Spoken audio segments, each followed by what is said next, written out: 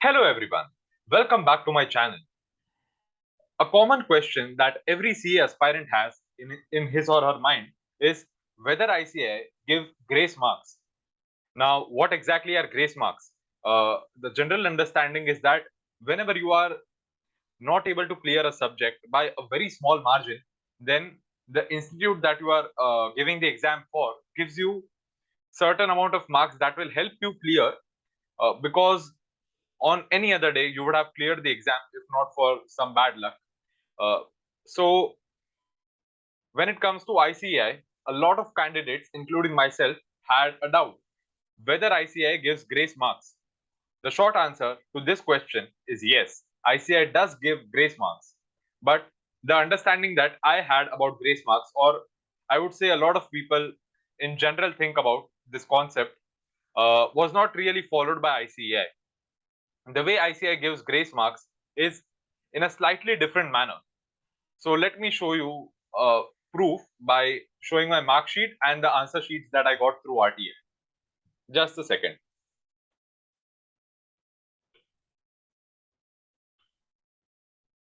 So this is my mark sheet, and I would like to place emphasis on 4 subjects in particular. The first one being strategic financial management. The second is advanced auditing and professional ethics, audit in short. Strategic cost management and performance evaluation, costing, uh, and indirect tax laws, GST and customs. So if you look at my mark sheet, these 4 subjects I'm clearing comfortably. It's not like I'm getting something in the range of 35 or 40, where I would require grace marks to clear. So these are the 4 subjects that are chosen by ICAI to give grace marks for the May 22 CA final attempt. Now, I feel that these 4 subjects, excluding auditing, I don't think any of these subjects were particularly challenging. So what a lot of people feel is that whenever ICAI makes a difficult paper, the correction is easier, or ICAI gives you grace marks if you are not clearing by a short margin. The answer to this thing is no. There is no particular pattern in which ICAI gives grace marks. Personally, I felt it was a little random because except for auditing, which I feel that almost everyone finds a little challenging due to the inherent nature of the subject, the remaining subjects were quite manageable in our attempt. Uh, DT, audit, and law, these 3 were subjects that I felt were a little challenging and difficult, DT especially, based on what I heard from everyone. And even in my opinion, I felt that ICAI tested the conceptual clarity of a student very, very well in the DT paper. So it's not like ICAI is giving grace marks in subjects that were particularly difficult. Now, let me show you how much marks ICAI gave to students. In SFM, my mark sheet shows a score of 77. Now, coming to my answer sheet,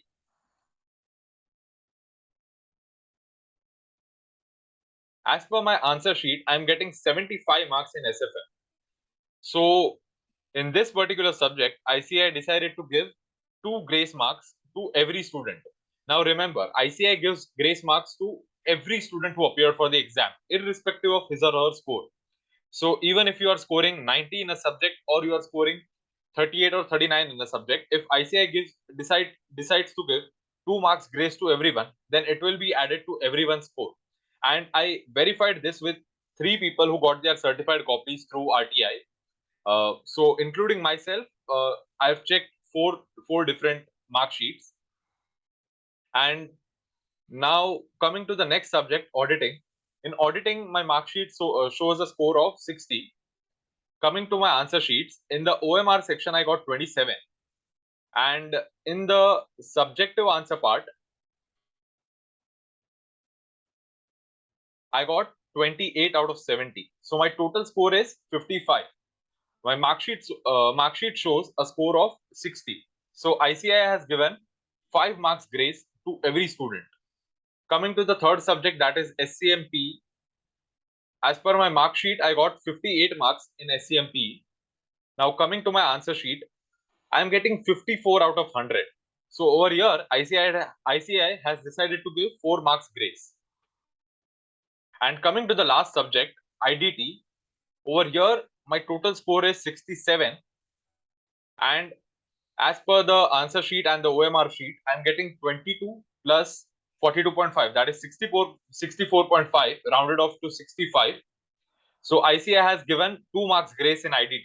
So summing it up, ICAI has given 2 marks grace in SFM, 5 marks in auditing, 4 marks in costing, and 2 marks in IDT.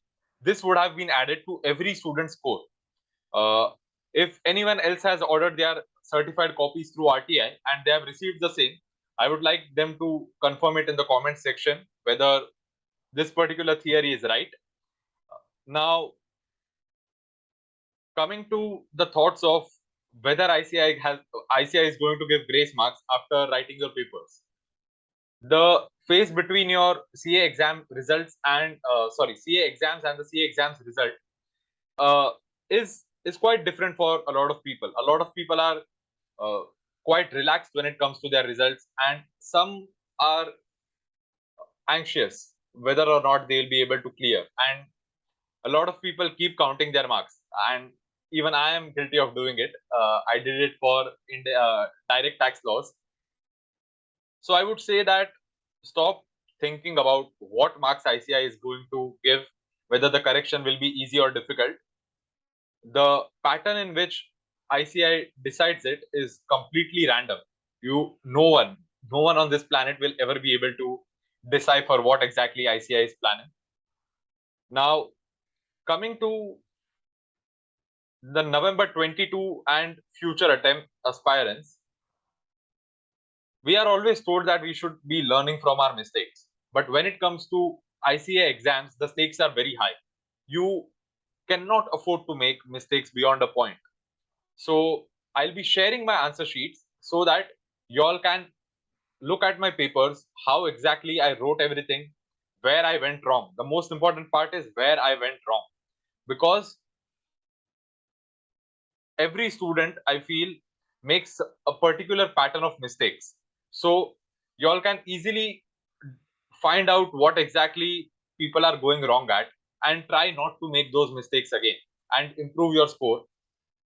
So I am putting the links to my OMR sheets and my answer sheets in the description box. You can check it.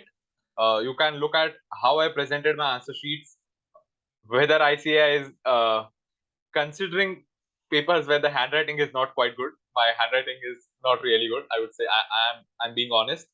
And also where ICAI is strict when it comes to correction and where does it cut a little slack. And coming to the guidance part, so if you are confused about how to plan the remaining months of studies, or you are not quite sure how many prelims you need to write, or you are not sure about anything, be it about a particular subject or the order of subjects or anything, you can talk to me. You can mention it in the comments, or I always put the links of my social media in the description box. You can connect with me, and if required, I'm even willing to talk to people on call. If you are worried and you need some motivation, you can definitely talk to me. I'm here to help you all. And I hope that all of you do really, really well in the coming exams. And if there is anything that is required from my end, I'm absolutely willing to help you out. And please do give me video suggestions on what exactly do you need next. So this is it for today. Thanks a lot for joining, and I hope you are preparing for your exams really, really well. Thank you.